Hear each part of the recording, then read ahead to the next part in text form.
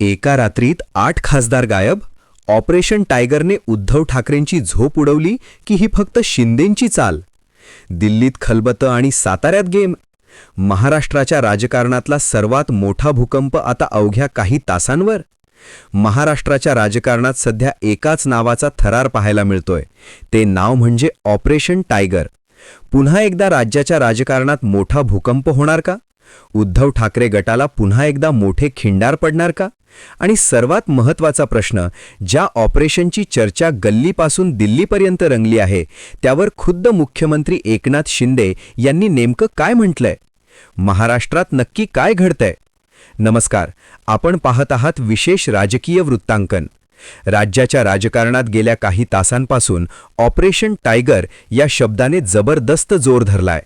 राजकीय वर्तुळात अशा चर्चांना उधाण आलं होतं की उद्धव ठाकरे गटातील तब्बल 8 खासदार आता शिंदे गटाच्या वाटेवर आहेत. या चर्चांना तेव्हा जास्त हवा मिळाली जेव्हा मुख्यमंत्री एकनाथ शिंदे यांनी दिल्लीचा दौरा केला. तिथे त्यांनी पंतप्रधान नरेंद्र मोदी आणि केंद्रीय गृहमंत्री अमित शहा यांची भेट घेतली. दिल्लीतील या हाय प्रोफाईल भेटीगाठींनंतर महाराष्ट्रात पुन्हा एकदा मोठ्या राजकीय उलथापालथीचे संकेत मिळत असल्याचं बोललं जात होतं.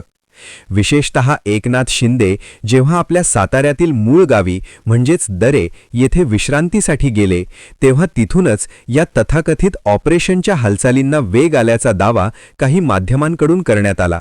बातम्या वाऱ्यासारख्या पसरल्या की ठाकरे गटाचे खासदार सातत्याने शिंदे गटाच्या संपर्कात आहेत आणि लवकरच एक मोठा राजकीय स्फोट होणार.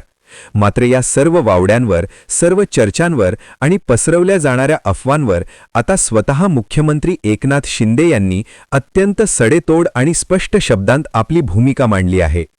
मुख्यमंत्री एकनाथ शिंदे यांनी या सर्व चर्चांना निराधार आणि खोडसाळ ठरवत पूर्णविराम दिलाय.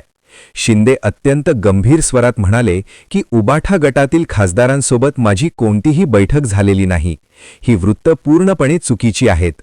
गेल्या 1.5 वर्षांपासून अशा प्रकारच्या अफवा जाणीवपूर्वक पसरवल्या जात आहेत. यात तिळमात्रही तथ्य नाही. शिंदे यांनी माध्यमांनाही खडे बोल सुनावले आहेत. केवळ सनसनाटी निर्माण करण्यासाठी आणि लोकांमध्ये गैरसमज पसरवण्यासाठी अशा प्रकारच्या बातम्या चालवणं माध्यमांनी टाळावं असं आवाहन त्यांनी केलं आहे. केवळ एकनाथ शिंदेच नाही तर त्यांचे सुपुत्र आणि खासदार श्रीकांत शिंदे यांनीही या बातम्यांचा जोरदार खंडन केलंय. त्यांनी याला मीडिया ट्रायल आणि प्रॉपगँडा म्हटलंय.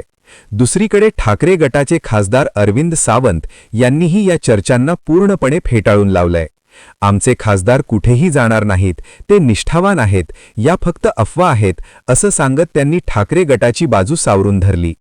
पण तरीही जनतेच्या मनात प्रश्न हा उरतोच की जर काहीच हालचाली नाहीत तर मग ऑपरेशन टायगर हा शब्द आला कुठून? वारंवार अशा चर्चा का होतात? जेव्हा जेव्हा मुख्यमंत्री दिल्लीला जातात तेव्हा तेव्हा ठाकरे गटात अस्वस्थता का निर्माण होते? सध्या तरी मुख्यमंत्री एकनाथ शिंदे यांच्या स्पष्टीकरणामुळे या वादावर पडदा पडलेला दिसतोय. पण राजकारण आहे, इथे कधी काय होईल हे ब्रह्मदेवही सांगू शकत नाही. तुर्तास तरी ऑपरेशन टायगर ही केवळ एक राजकीय चर्चाच ठरली आहे. महाराष्ट्रात काय घडतंय हा प्रश्न आजही तितकाच महत्त्वाचा आहे, कारण पडद्यामागे नेमकं काय शिजतंय हे फक्त नेत्यांनाच ठाऊक असतं.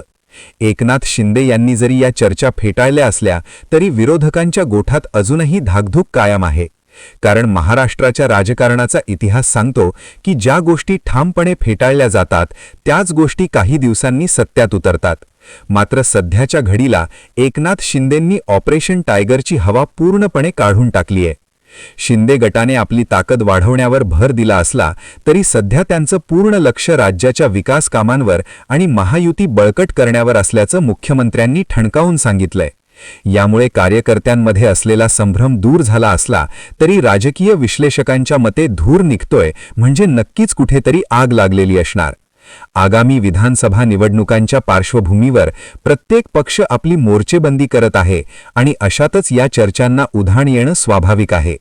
एकनाथ शिंदे साताऱ्यातील दरे दौऱ्यावर असताना त्यांनी विश्रांती घेण्यासोबतच काही महत्त्वाच्या लोकांशी चर्चा केली. पण त्या चर्चा राजकीय नसून विकास कामांबाबत होत्या असं आता स्पष्ट झालं आहे. या संपूर्ण प्रकरणातून एक गोष्ट स्पष्ट होतेय की महाराष्ट्राच्या राजकारणात टायगर अजूनही चर्चेच्या केंद्रस्थानी आहे. शिंदे यांनी दिलेलं हे स्पष्टीकरण म्हणजे केवळ औपचारिकता आहे की येणाऱ्या मोठ्या वादळापूर्वीची शांतता?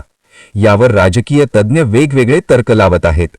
राजकीय सत्ता संघर्षात प्रत्येक डाव महत्त्वाचा असतो. उबाठा गटातून होणारी टीका आणि शिंदे गटातून येणारे खुलासे यामुळे वातावरण चांगलंच तापलेलं पाहायला मिळालं. एकनाथ शिंदेंनी थेट माध्यमांना आवाहन करून एक प्रकारे आपली शक्ती दाखवून दिली आहे.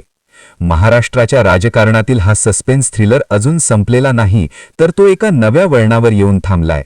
पुढच्या काही दिवसात यावर आणखी काही ठोस घडामोडी घडतात का, याकडे संपूर्ण राज्याच्या नजरा लागल्यात. महाराष्ट्राच्या या राजकीय खेळात कोणता मोहरा कधी सरकेल हे सांगणं कठीण आहे. ठाकरे गटाने आपली भूमिका स्पष्ट करताना म्हटलंय की आमचे खासदार निष्ठावान आहेत, पण राजकारणात निष्ठा आणि संधी या दोन गोष्टींमधील रेषा फार पुसट असते. एकनाथ शिंदेंनी सातारा दौऱ्यात दिलेली ही प्रतिक्रिया अत्यंत महत्त्वाची ठरते.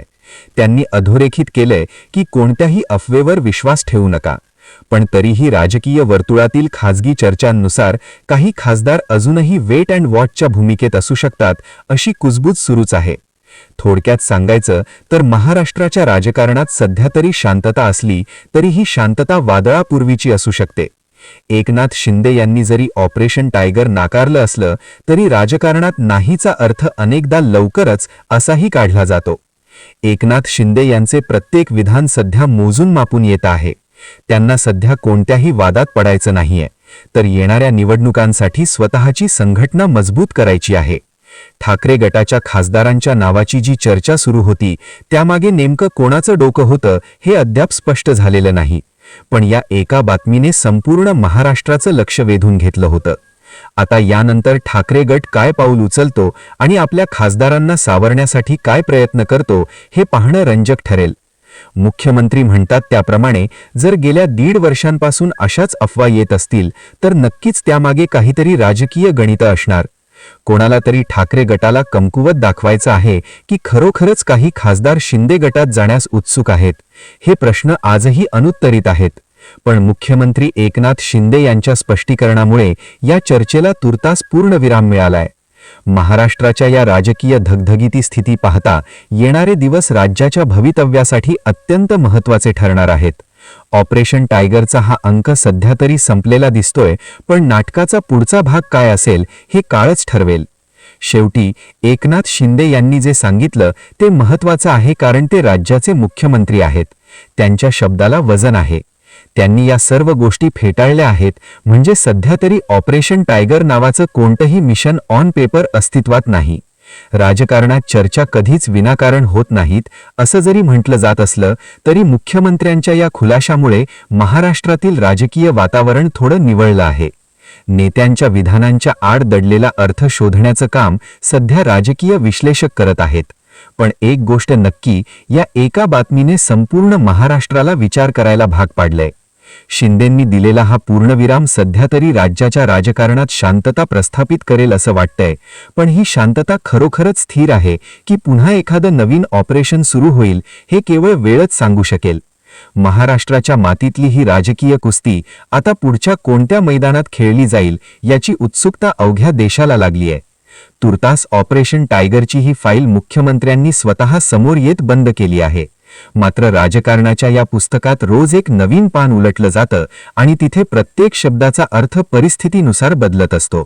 अशाच वेगवान, सडेतोड आणि थेट राजकीय विश्लेषणासाठी, राज्याच्या कानाकोपऱ्यातील सत्ता संघर्षासाठी आणि महाराष्ट्रात नेमकं काय घडतंय हे जाणून घेण्यासाठी आमच्यासोबत जोडलेले रहा.